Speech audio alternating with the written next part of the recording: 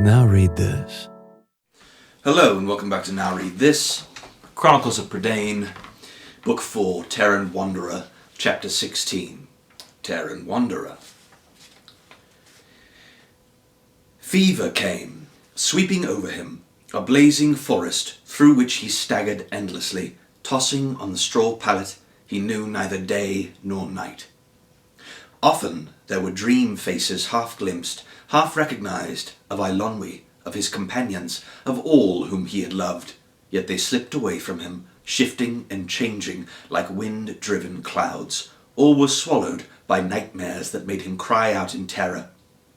Later he seemed to see Fluda, but the bard had turned gaunt, hollow-eyed, his yellow hair matted on his forehead, his mouth pinched and his long nose thin as a blade. His garments hung ragged and stained. Cor perched on his shoulder and croaked, "Taran! Taran!" "Yes, well, indeed, it's about time you're waking up," said Fluda, grinning at him. Beside the bard, Gurgi squatted on a wooden stool and peered at him anxiously. Taran rubbed his eyes, unsure whether he was asleep or awake. This time the faces did not vanish. He blinked. The sheepskin had been taken from the window and sunlight streamed over him. "Gurgi? Cor?" Taran murmured. "Fluda? What's happened to you? You look like half of yourself." "You're hardly one to talk about appearances, old friend," the bard chuckled. "If you could see yourself, I'm sure you'd agree you look worse than I do." Still baffled, Taran turned to Gurgi, who had leapt up joyously and clapped his hands. "Kindly master is well again," Gurgi shouted. "He is well, without groanings and moanings, without shiverings and quiverings, and it is faithful, clever Gurgi who tends him." "That's true," agreed Fluda. "For the past 2 weeks he's fussed over you like a mother hen, and he couldn't have given you more care if you'd been one of his pet lambs." "I rode straight as an arrow for Caer Dallben," the bard continued. "Well, the truth of it is, I got lost for a time. Then it began snowing. Leanne ploughed through drifts up to her ears, and even she finally had to stop. For a while we sheltered in a cave. Great Bellin, I thought I'd never see the light of day again." Fluda gestured at his tattered clothing.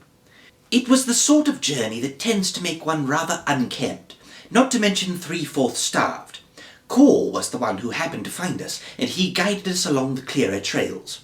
As for Dallben," Fluda went on, "he was upset, considerably more than he wanted to show, though all he said was, 'Taran is not the herdsman's son, but whether or not he stays is a matter entirely of his own choosing.' And so I came back as fast as I could," the bard concluded. "Alas, I didn't reach you sooner." He shook his head. "Gurgi told me what happened." "Craddock longed for a son," Taran answered slowly, "as I longed for parentage. I wonder if I would not have been happier had I believed him, though at the end I think I did. Gurgi and I could have climbed to safety. For the sake of Craddock, I sounded Lonio's horn. Had I done it sooner, perhaps he might have lived. He was a man of courage and good heart, a proud man. Now he is dead. I saved the signal to use in a worthy cause, and when I found one, it was wasted." "Wasted?" answered Fluda. "I think not. Since you did your best and don't begrudge using it, I shouldn't call it wasted at all." "There is more that you do not know," Taran said. He looked squarely at the bard. "My best. At first I thought to leave Craddock on the ledge." "Well now," replied the bard, "each man has his moment of fear. If we all behaved as we often wish to, there'd be sorry doings in Prydain. Count the deed, not the thought." "In this I count my thought as much," Taran said in a cold voice. "It was not fear that held me back. Will you know the truth? I was ashamed to be base-born, so ashamed it sickened me. I would have left Craddock to his death. Yes, left him to die," he burst out, "because I believed it would have set me free of him. I was ashamed to be the son of a herdsman, but no longer. Now my shame is for myself." He turned his face away and said no more. The companions wintered in the cottage, and little by little Taran's strength came back. At the first thaw, when the valley sparkled with melting snow, and the streams burst from their ice-bound courses, Taran stood silently in the dooryard and looked at the pale green summits, pondering what had long been in his heart. "We'll soon be ready," said Fluda, who had come from seeing to Leanne and the steeds. "The passes should be clear. The Lake of Lunette can't be too far, and with Cor to help us, we should reach it in no time." "I've thought carefully on this," Taran replied. "All winter I've tried to decide what I should do, and never have I found an answer. But one thing is clear, and my mind is made up. I will not seek the mirror." "What's that you say?" cried Fluda. "Do I hear you all right? Give up your search, now of all times, after all you've gone through? Taran, my boy, you've regained your health, but not your wits." Taran shook his head. "I give it up. My quest has brought only grief to all of you, and for me, it's led me to not to honour, but to shame. Taran makes me sick at heart. I longed to be of noble birth, longed for it so much I believed it was true. A proud birthright was all that counted for me. Those who had none, even when I admired them, as I admired Aedan, as I learned to admire Craddock, I deemed them lesser because of it. Without knowing them, I judged them less than what they were. Now I see them as true men. Noble? They are far nobler than I. I am not proud of myself," Taran went on. "I may never be proud again. If I do find pride, I'll not find it in what I was or what I am, but what I may become. Not in my birth, but in myself." "All things considered, then," replied the bard, "the best thing would be to pack our gear and start for Caer Dallben." Taran shook his head. "I cannot face Dallben or Cole. One day, perhaps.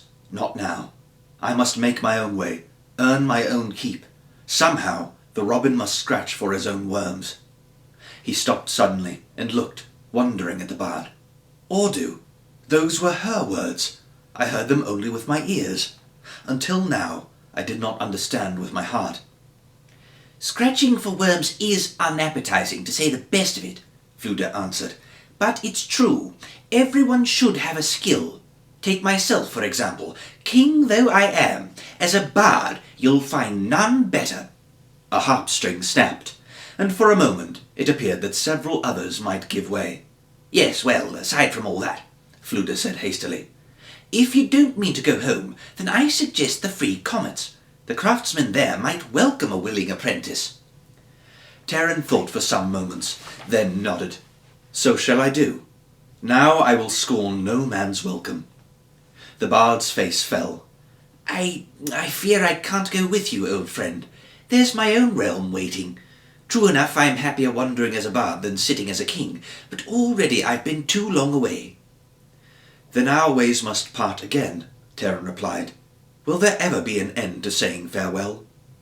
"But Gurgi does not say farewell to kindly master," cried Gurgi, as Fluda went to gather up his gear. "No, no, humble Gurgi toils at his side."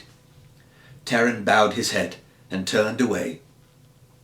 "If the day comes when I deserve your faithfulness, that will be prize enough for me." "No, no," protested Gurgi. "Not prizings. Gurgi only gives what is in his heart to give. He stays and asks nothing more. Once you comforted friendless Gurgi, now let him comfort sorrowful master." Taran felt the creature's head on his shoulder. "Dallben spoke truth, old friend," he murmured. "Staunchness and good sense, all that and more. But your comfort stands me in better stead than all the cleverness in Prydain." Next morning, Taran and Fluda took leave of one another for the second time. Despite the bard's protest that a flam could always find his way, Taran insisted on Cor's going along as a guide. Once this task was done, Taran urged the crow to return to Caer Dallben, or, if it pleased him better, to fly freely as he chose. "I'll not bind you to my journey," Taran said to Cor, "for even I don't know where it may end." "Then how do we fare?" cried Gurgi. "Faithful Gurgi follows, oh yes, but where does kindly master begin?" The valley seemed suddenly empty as Taran stood, unanswering, looking at the silent cottage and the small mound of stones marking Craddock's resting place. Times there were, Taran said, almost to himself, when I believed I was building my own prison with my own hands. Now I wonder if I shall ever labour as well and gain as much. He turned to the waiting Gurgi. Where? He knelt, plucked a handful of dry grass from the turf, and cast it into the air. The freshening wind bore the blades eastward, toward the free comets. There, Taran said. As the wind blows, so do we follow it. Since neither Taran nor Gurgi wished to leave the sheep behind, the wayfarers departed from the valley with the small flock bleating after them. Taran intended offering the animals to the first farmstead with good grazing land. Yet several days passed, and he saw no inhabited place. The two companions had started in a southeasterly direction, but Taran soon gave Menelaus free rein, and though aware the stallion was bearing more east than south, he paid little heed until they drew near the banks of a wide, rapid-flowing river. Here the pasture stretched broad and fair. Ahead he glimpsed an empty sheepfold. He noticed no flock, but the gate of the enclosure stood open, as though awaiting the animals' return at any moment. The low-roofed cottage and sheds were neat and well kept. A pair of shaggy goats browsed near the dooryard. Taran blinked in surprise, for set about the cottage were all manner of woven baskets, some large, some small, some rising on stilts, and others seemingly dropped at random. Several trees by the river held wooden platforms, and along the river-bank itself Taran caught sight of what appeared to be a weir of carefully woven branches. Wooden stakes secured a number of nets and fishing lines drifting in the current. Puzzling over this farmhold, surely the strangest he had seen, Taran drew closer, dismounted, and as he did so, a tall figure ambled from the shed and made his way toward the companions. Taran glimpsed the farm wife peering from the cottage window. At the same time, as if out of nowhere, half a dozen children of different ages burst into sight and began running and skipping toward the flock, laughing gaily and shouting to one another, "They're here! They're here!" Seeing Gurgi, they turned their attention from the sheep to cluster around him, clapping their hands in delight and calling out such merry-hearted greetings that the astonished creature could only laugh and clap his own hands in return. The man who stood before Taran was thin as a stick, with lank hair tumbling over his brow, and blue eyes bright as a bird's. Indeed, his narrow shoulders and spindly legs made him look like a crane or stork. His jacket was too short in the arms, too long in the body, and his garments seemed pieced together with patches of all sizes, shapes, and colours. "I am Lonio, son of Lonwyn," he said with a friendly grin and a wave of his hand. "A good greeting to you, whoever you may be." Taran bowed courteously. My name is Taran." "No more than that," said Lonio. "As a name, my friend, it's cropped a little short."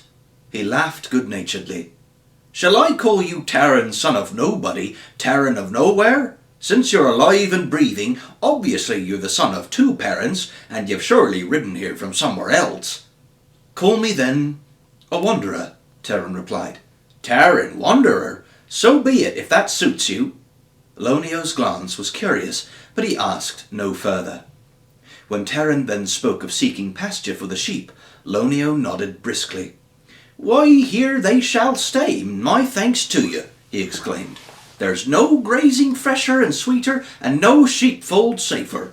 We've seen to that, and laboured since the first thaw to make it so." "But I fear they may crowd your own flock," Taran said, though he admired Lonio's pasture land and the stoutly built enclosure, and would have been well content to leave the sheep with him. "My flock," Lonio answered, laughing. "I had none until this moment, though we've been hoping and waiting, and the children would have been talking of little else. A lucky wind it was that brought you to us. Goy when my wife needs wool to clothe our young ones, now we'll have fleece and to spare." "Wait," put in Taran, altogether baffled. "Do you mean you cleared a pasture and built a sheepfold without having any sheep at all? I don't understand. That was work in vain." "Was it now?" asked Lonio, winking shrewdly. If I hadn't, would you be offering me a fine flock in the first place? And in the second, would I have the place to keep them? Is that not so?" "But you couldn't have known," Taran began. "Ah," Lonio chuckled. "Why, look you, I knew that with any kind of luck, a flock of sheep was bound to come along one day. Everything else does. Now honour us by stopping here a while. Our fare can't match our thanks, but we'll feast ye as best we can." Before Taran could answer, Lonio bent down to one of the little girls, who was staring round-eyed at Gurgi. "Now then, Gwendolen, run see if the brown hen's chosen to lay us an egg today." He turned to Taran. "The brown hen's a moody creature," he said, "but when she has a mind to, she puts down a handsome egg." He then set the rest of the children running off on different tasks, while Taran and Gurgi watched astonished at the hustle and bustle in this most peculiar household. Lonio led the two into the cottage, where Goewin gave them a warm welcome and bade them sit by the hearth. In no time, Gwendolen was back holding an egg in an outstretched hand. "An egg!" cried Lonio, taking it from her, raising it aloft, and peering as if he had never seen one before. "An egg it is, the finest the brown hen's given us. Look at that size, the shape, smooth as glass, and not a crack on it. We'll feast well on this, my friends." At first, Taran saw nothing extraordinary in the egg which Lonio praised so highly. But, caught up by the man's good spirits, Taran, to his own surprise, found himself looking at the egg as though he too had never seen one. In Lonio's hands, the shell seemed to sparkle so brightly, to curve so gracefully and beautifully, that even Gurgi marvelled at it, and Taran watched almost with regret as Goewin cracked such a precious egg into a large earthen bowl. Nevertheless, if Lonio intended sharing it among his numerous family, Taran told himself, the fare would indeed be meagre. Yet, as Goewin stirred the contents of the bowl, the children crowded one after the other into the cottage, all bearing something that made Lonio call out cheerily at each discovery. "Savoury herbs!" he cried. "That's splendid! Chop them up well. And here, what's this? A handful of flour. Better and better. We'll need that pot of milk the goat's given us too. A bit of cheese? Just the thing." Then he clapped his hands delightedly as the last and smallest child held up a fragment of honeycomb. "What luck! The bees have left us honey from their winter store." Goewin, meanwhile, was busy popping all of these finds into the bowl, and before Taran's eyes the contents soon filled it nearly to the brim. Even then his surprise did not end. Goewin deftly poured the mixture onto a sheet of metal which, Taran was quite certain, was nothing else but a warrior's shield hammered flat, and held it over the glowing embers. Within moments the scent of cooking filled the cottage. Gurgi's mouth watered, and in no time the farm wife drew a dappled golden cake nearly as big as a cartwheel from the fireplace. Lonio quickly sliced it into pieces, and to Taran's amazement there was not only enough for all, but some left over. He ate his fill of the most delicious egg he had ever tasted, if egg it could now be called, and not even Gurgi could eat more. "Now then," said Lonio, when they had finished, "I'll see to my nets. Come along, if you like." Hey, you want to buy something? You can check the description for my books and audiobooks. Thank you so much for watching, and don't forget to like and subscribe for more content.